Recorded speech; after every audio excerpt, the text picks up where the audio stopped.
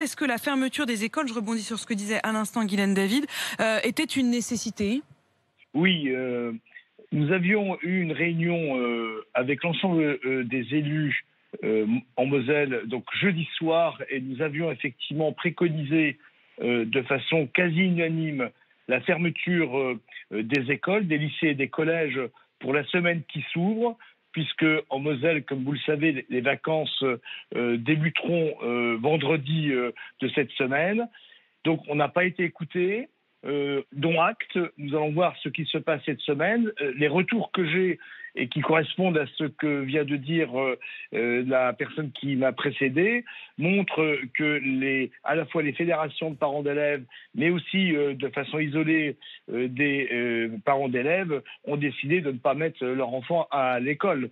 Et donc on va se retrouver dans une situation, à mon avis, compliquée avec sur notre territoire une école fermée, avec 12 classes qui sont fermées. Ça, c'est la réalité ce matin, Pierre Cuny. Ce matin, Ce matin, il y a donc une école avec 12 classes qui est fermée pour le coup pour cause de nombreux cas positifs.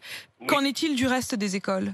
On a une classe qui est fermée, une autre classe qui est fermée, et aujourd'hui, on va voir ce qui va se passer aujourd'hui. On n'a pas plus, j'ai pas plus d'indications. À l'heure où je vous parle, je ferai le point d'ici 1 heure avec l'ensemble de mes services.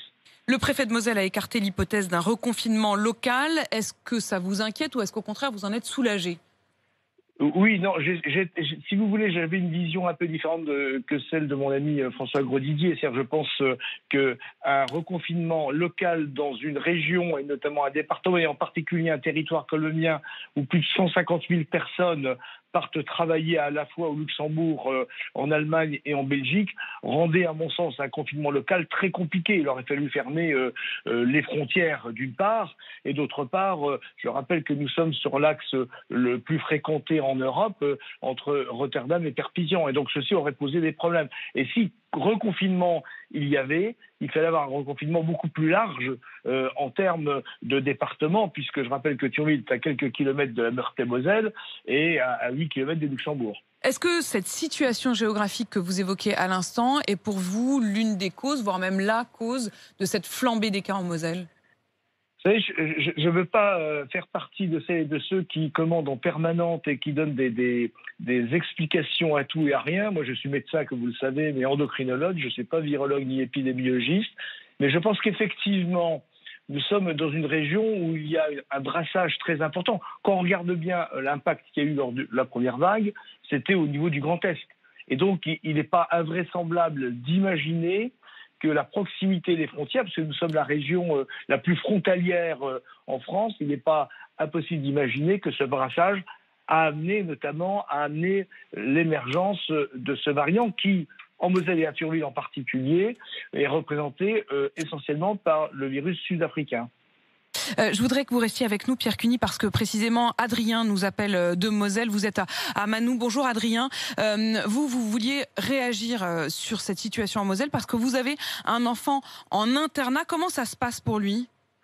Alors, c'est bonjour, excusez-moi. Pas de problème, Adrien. Je suis un peu ému, mais tout simplement pour vous dire que voilà, j'ai un enfant qui a 18 ans, qui est au CFA à Courcelles-sur-Cy, qui est en alternance, où c'est que il est tout simplement privé d'internat et en cours donc mis à disposition à la maison, à son bon vouloir, en fonction de tout ce que tout ce que les professeurs ils ont appris à inculquer, avec le dispositif qui sont tombés là le samedi pour le lundi. Donc, vous avez eu l'information samedi et ça débute aujourd'hui. C'est-à-dire qu'aujourd'hui l'internat, ça y est, il y en a pas.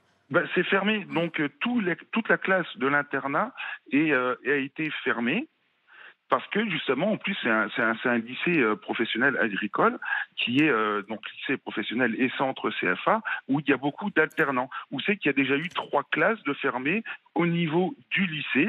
professionnel, quoi, on va dire du lycée, hein, et après il y a le centre CFA en plus derrière qui se greffe. Et là, le message est tombé comme un coup près. Donc là, il va donc se lever ce matin à 9 h pour aller faire ses cours, donc en visioconférence. Devant son ordinateur. Et la difficulté, j'imagine, pour les parents, alors là, il est grand, votre enfant, mais enfin, c'est de pouvoir anticiper. C'est aussi ça que vous regrettez, Pierre Cuny ? Oui, c'est ça. Cette incertitude ?